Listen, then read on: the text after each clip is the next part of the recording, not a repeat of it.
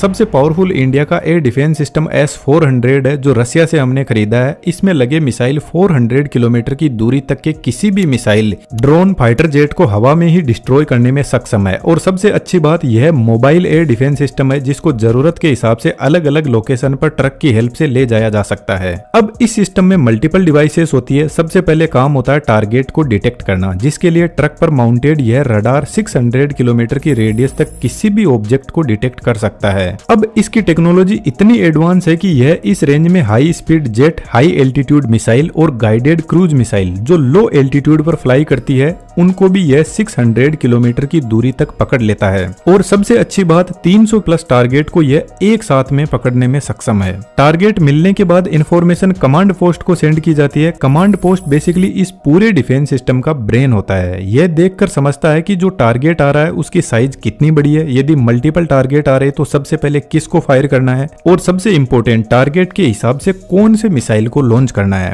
जब यह डिसाइड कर लिया जाता है तो अब बारी आती है मिसाइल को लॉन्च करने की। यह काम ट्रक पर माउंटेड यह मिसाइल लॉन्चर करता है। हर लॉन्चर पर 4 ऐसे बड़े ट्यूब लगे रहते हैं जिनके अंदर मिसाइल होती है, तो एक लॉन्चर के पास में 4 मिसाइल होती है।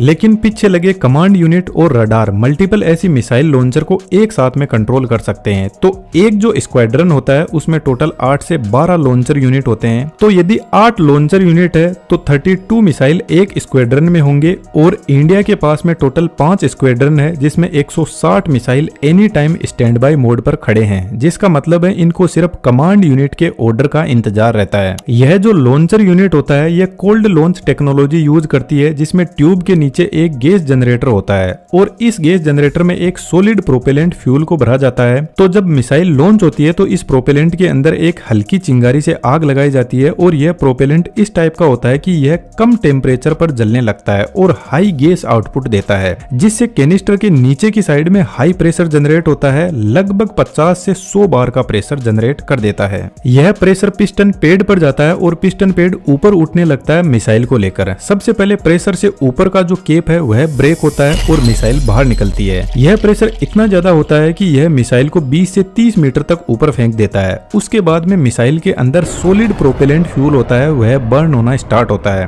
और मिसाइल अपने टारगेट की तरफ बढ़ती है। यह जो लॉन्च कैनिस्टर होते हैं यह टोटल 4 टाइप की मिसाइल को लॉन्च कर सकते हैं। इसको आप यहाँ पर देख सकते हो। इन सभी की अलग अलग रेंज होती है। तो टारगेट की दूरी और साइज के हिसाब से किस मिसाइल को लॉन्च करना है यह कमांड पोस्टर लॉन्चर यूनिट को बताता है। इसके हिसाब से फिर लॉन्च किया जाता है। यहाँ पर हाईएस्ट मिसाइल की रेंज 400 किलोमीटर की है, लेकिन हमारा जो रडार है वह 600 किलोमीटर तक देख सकता है। तो फ्यूचर में यदि हमारे पास में और पावरफुल मिसाइल आती है तो उसको यह सिस्टम आराम से संभाल लेगा। लेकिन यहाँ पर जो मिसाइल है उनमें से कुछ मिसाइल ऐसी भी है जिनमें एक्टिव रडार सिस्टम नहीं होता। इनको रेगुलरली गाइड करना पड़ता है कि आपको किधर जाना है और कहां पर एक्सप्लोजन करना है। तो फिर इस मिसाइल को गाइड करने के लिए फायर कंट्रोल रडार स्टेशन होता है। एक जो स्क्वाड्रन होता है उसमें 6 फायर कंट्रोल रडार यूनिट होती है और यह कंटिन्यूअसली मिसाइल को फीड करता रहता है टारगेट की लोकेशन और उसी के हिसाब से फिर मिसाइल आगे बढ़ती है। अब यह जो मिसाइल होते हैं यह लॉन्च होने के बाद में मार्क 5 से मार्क 6 की स्पीड पे चलते हैं। तो इतनी स्पीड पर यह लगभग फाइटर जेट, ड्रोन और मिसाइल्स को पकड़ लेते हैं और इसी स्पीड पर चलते हुए टारगेट से टकराते हैं और इसमें लगा प्रोक्सिमिटी फ्यूज प्रोपेलेंट को एक्टिवेट करता है और एक जबरदस्त ब्लास्ट करवाता है।